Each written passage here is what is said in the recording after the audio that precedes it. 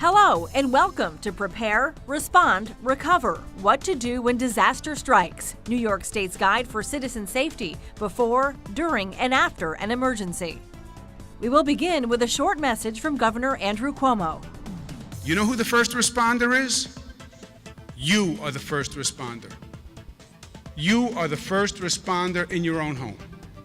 You are the first responder for your children. You are the first responder for your loved ones. You are the first responder for your neighbors. You need to be prepared. And the county executive is right. You know, we go through these things and we assume that we've been through it and we know. You don't know. And you can be better prepared. And you can have a plan. And you can have better skills. It will give you a sense of peace and calm in your own home. It'll give your family a support mechanism. It will give your neighbors and your block a support mechanism, and then we can build out from there. And that's what today is all about. Yes, we have fantastic first responders, and we rely on the police and the fire and the EMS and the county and the this, but you being prepared is the single best thing we can do. This presentation will cover three basics that will keep you, your family, and your neighbors safe during an emergency situation. They are prepare, respond, and recover. In a state as geographically diverse as New York, we are susceptible to many types of natural disasters and severe weather events. But not all disasters are naturally occurring. We have and continue to be a prime target for terrorists, and things can go terribly wrong on our roads, rails, and infrastructure. And in the 21st century digital age, technology can fail or be corrupted with untold consequences. Every New Yorker needs to be prepared for any of these contingencies. In the event of a disaster or emergency, everyday needs may not be readily available. Some advanced planning and common sense may make all the difference. Being prepared takes three simple steps: develop a plan, stock up on supplies, and be aware. When developing your family emergency plan, begin by asking yourself, what types of disasters might I face? Know potential hazards and pick places to meet, one outside the home and one just outside the neighborhood.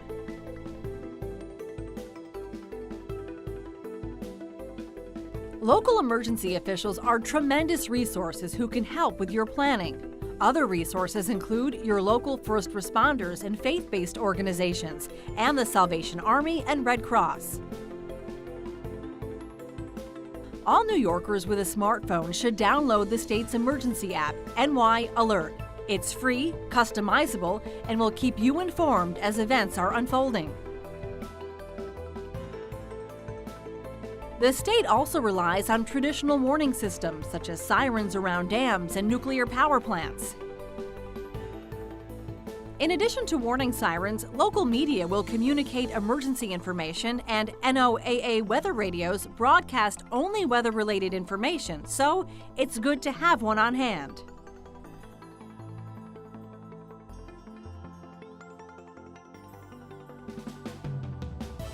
It is important to get involved. Help your neighbors, especially seniors and others who may not be able to care for themselves.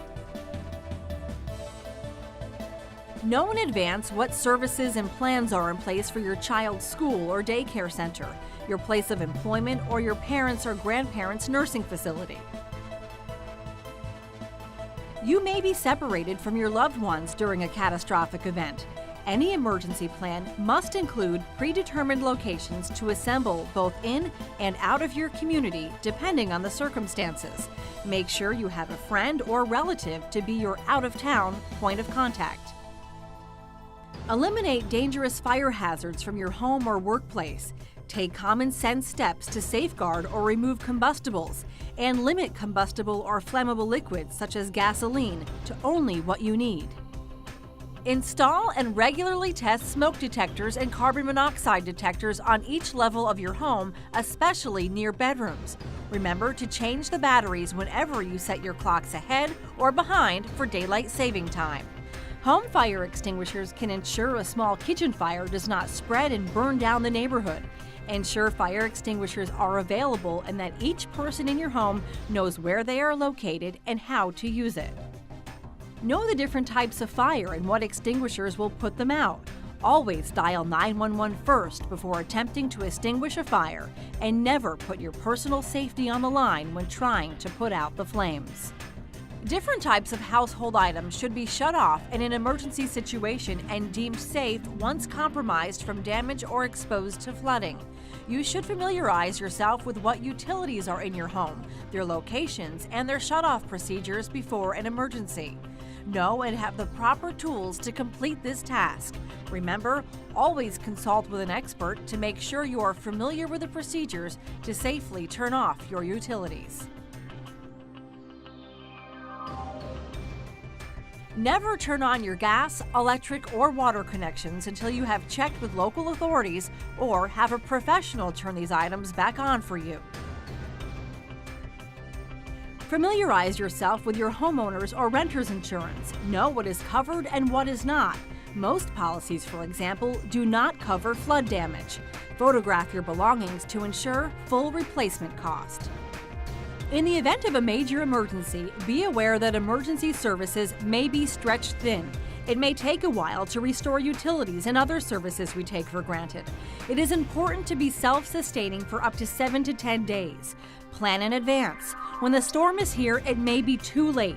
Additional resources on provisions and reasonable amounts are available at www.prepare.ny.gov.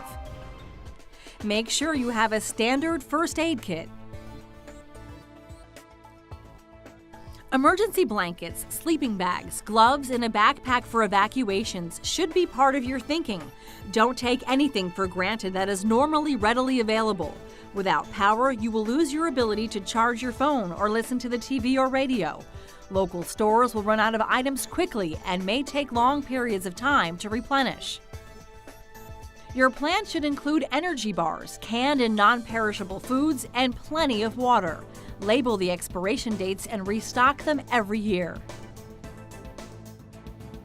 There are many things we can live without during a disaster. Water is not one of them. Keep in mind that 1 gallon of water per person per day for 10 days is 10 gallons of water per person. Sanitation and hygiene can deteriorate quickly in an emergency situation.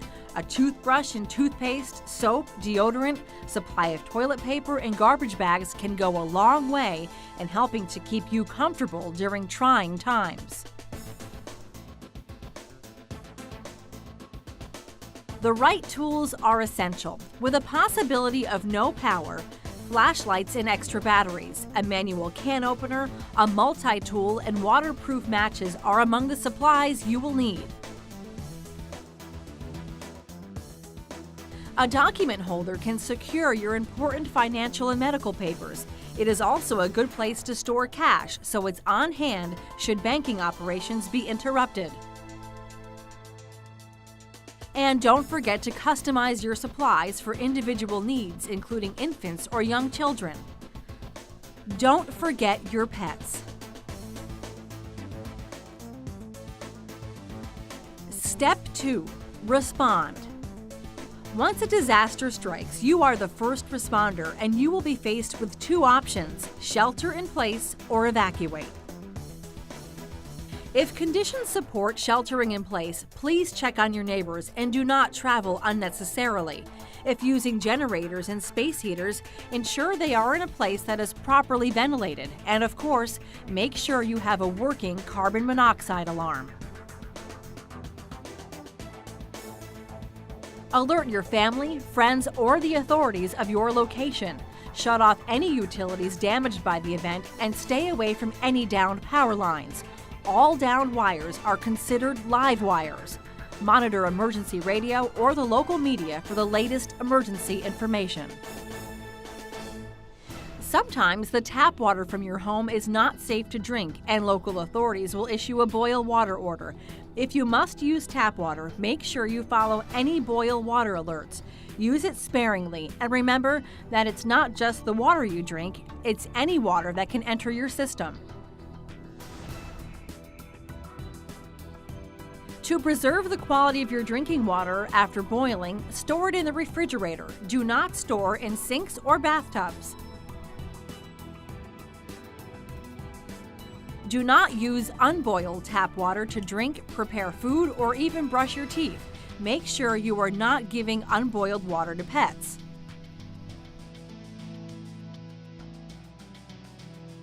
You may choose or be ordered to evacuate your home. If ordered to leave, heed this advice, and if you have planned properly, you will be able to move quickly and with adequate supplies.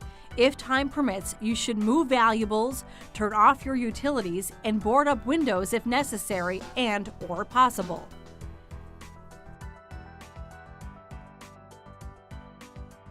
Again, proper planning means you should have a disaster supply or go kit at the ready. Your go kit should include items such as medications, a flash drive of your digital records, personal hygiene supplies and toiletries, spare clothing, and cash. Take only the essentials and notify someone that you are leaving. Do not return home until the proper authorities have deemed the area safe.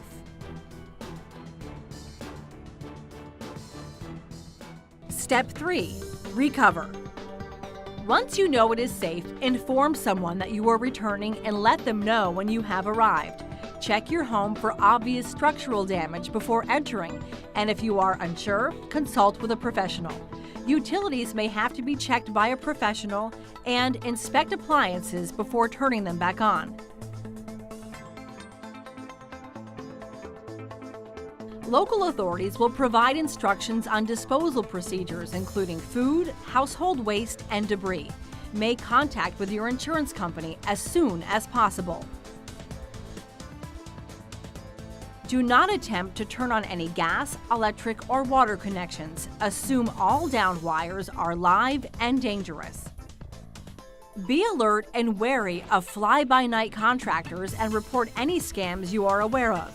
Document and photograph damage to your property. Educate yourself on disaster assistance programs in your community. Any disaster can be emotionally draining for anyone involved. For most of us, fear, anxiety, and confusion will gradually decrease.